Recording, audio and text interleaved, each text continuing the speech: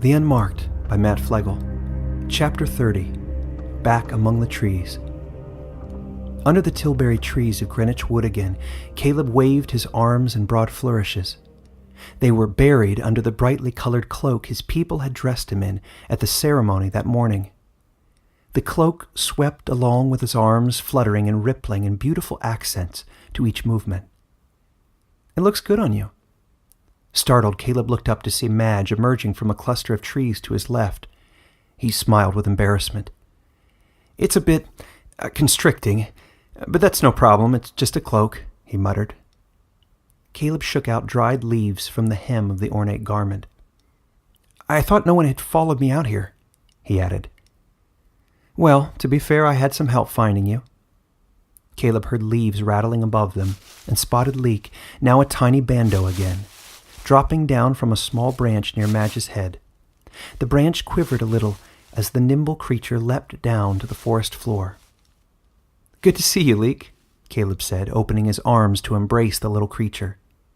Leek bounded up and over Kaleb's arms, shirking the offer of a hug in order to curl himself around the log splitter's burly neck. "So, it's head elder Kaleb now," said Madge, smiling.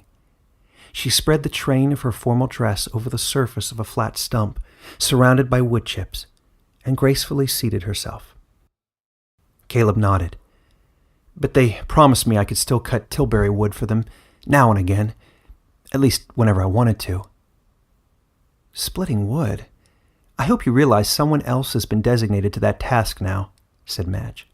"You'll be too busy to fell trees with all the negotiating and trading you and Glista will be doing. Wasn't that the goal you spoke of to the elders this morning, to open up communication between our people and theirs?" "I don't think there will be peoples much longer," Kaleb said. "At least not the way we used to sort ourselves out." "And why is that?" "Well, you of all people should know that, Madge. You're the reason the Dellbloods thawed to the idea of bridging the gap between the Dellbloods and the Stonerenders. Your double markings forced the issue, after all." Kaleb sat down on a stump beside her. "Soon, Glista and I will build roads between our two settlements. That is, if she can convince her elders to accept her back into their fellowship." "Our elders accepted you, didn't they?" "They did," Kaleb said, as he loosed the tight collar of his ill-fitting robe between his wide, calloused hands. "Grimwit is there," he added. "Right now, helping her to make the case.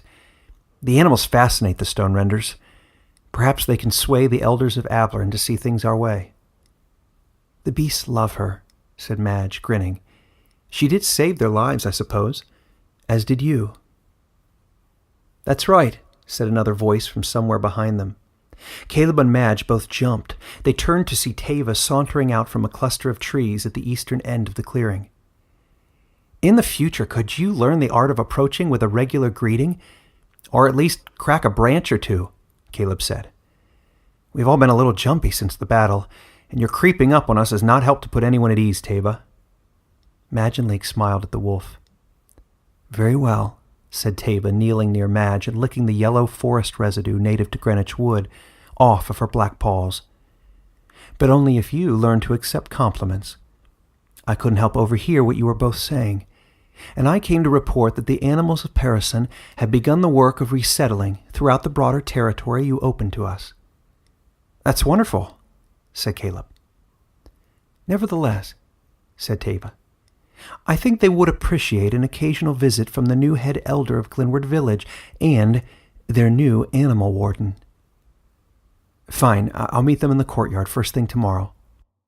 "By the way," Tava said, "you should hear the stories the hedgehogs are spinning about their role in the battle for Parison. That's what they're calling it. They've been bragging about it to the Symbines for weeks on end. I'm afraid the Symbines have now taken to hiding at the banks of local swamps to avoid the hedgehogs' heroic tales." "Well, they are heroes, and friends at that," Kaleb said.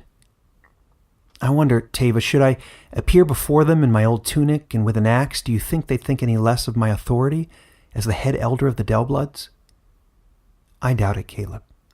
But the word that reached us was that you burned your axe, along with all the spears and branches left over from the sacred tree, the day after our victory against Verliston." "He did," said Madge, "and rightly so. Hopefully it will prevent anyone else from using the power in that tree to disrupt the peace of Parison." "So your axe is gone," Teva said. Kaleb reached into his cloak and produced the aged and dented axe head from within its folds. "Not exactly. I kept the old axe head close to me ever since." "What will you do with it?" said Leek. "I reckon it's time to retire it from battles," Kaleb said. "It will strike only Tilbury wood from now on, just like old times." "Speaking of old times, what's this I hear about the empty chair from the banquet hall, Kaleb? Did you really keep it?" said Madge. Kaleb smiled. "I'll need somewhere to sit during council sessions, won't I? The way I look at it, that chair's been reserved for me since before I was born." "But it's not a chair fit for a head elder, Kaleb. It's a chair fit for a log splitter," he said. "And that's what I am." "You're more than that," said Teva. "You're our warden." "And a dragon rider," tittered Leek. "And most of all, a good man," said Madge. Kaleb nodded shyly at this. "Whatever you are," Madge said, "the Dellbloods and the beasts in the woods now need you to govern them the same way you fought for them, with kindness, courage, and humility." "And should evil arise in these territories again," Teva said, "or should another like Verlisden arise to threaten the creatures throughout Parison, what will you do then, Kaleb?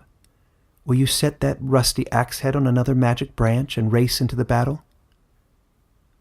Kaleb stood quietly for some time as the others waited for him to answer. Finally, he set his axe head down on the grass. Lifting the long robe that covered his feet, he made his way over to the place where Teva was reclining. The head elder knelt down before the wolf until their faces were at the same level. Then he buried his rugged hands into the rich black sea of fur on either side of her long face and smiled warmly at her. "If it ever again comes to that, Sister Wolf," Kaleb Dellblood said, "I'll do the only thing I know to do. Lean on brave friends for help, listen for the forest spirit's music, and wait with you for his mist." The end.